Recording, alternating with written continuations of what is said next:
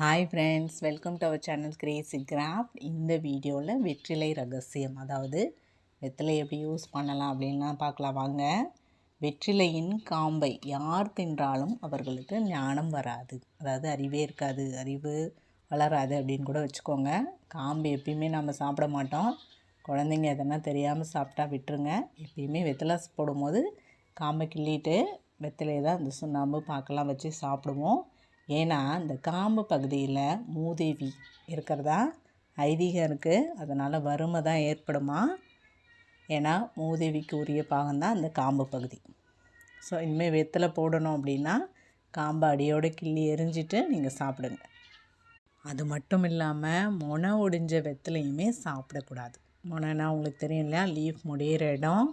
So அந்த முனையில் தான் ஸ்ரீதேவி குடியிருக்காங்களாம். ஸோ நீங்கள் அந்த முனையே இல்லாமல் சாப்பிட்டாலும் செல்வ வளம் பெருகாது. முக்கியமாக பூஜைக்கு வைக்கவே கூடாது. முனை இல்லாததோ அது மாதிரி அந்த அழுகலானது காம்பு அழுகி போய் சொத்தையாக இல்லை அங்கங்கே ஓட்டையாக இருக்கும் லீஃபில், அந்த மாதிரிலாம் சாமிக்கு வச்சு படைக்காதீங்க. நாம் வைக்கிறது வெத்தலை பாக்கு, வாழைப்பழம் 2 வைப்போம். வாழைப்பழம் இல்லைன்னா கூட கண்டிப்பாக வெத்தலை பாக்கு வைப்போம்.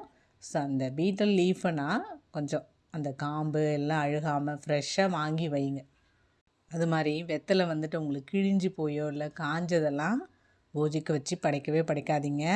அதனால் எந்த ஒரு பிரயோஜனமும் கிடையாது. ஏன்னா நாம் அந்த வெத்தலை முனையில் தான் ஸ்ரீதேவி இருக்கிறதா சொல்கிறோம். அது மட்டும் இல்லாமல் வெத்தலையில் எல்லா பகுதிகளும் ஒவ்வொரு தேவி குடிக்கொண்டிருக்காங்களாம்.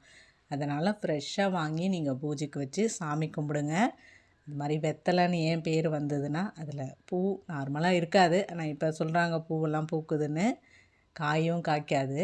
ஸோ அது வெறும் வெற்று இலை. அதனால் அது நம்ம சாப்பிட மட்டும்தான் யூஸ் பண்ணுவோம். ஸோ அதனால தான் அது வெற்று இலைங்கிறதால தான் வெற்றிலை அப்படின்னே அதுக்கு பேர் வந்தது. முக்கியமாக நம்ம சாமிக்கு படைப்போம் ரெகுலராக. அப்போல்லாம் எல்லாருமே பாட்டி தாத்தாலாம் வெத்தலை போட்டுப்பாங்க சாப்பிட்ட பிறகு. ஆனால் அந்த பழக்கம் இப்போ கொஞ்சம் கொஞ்சம் இருக்குது.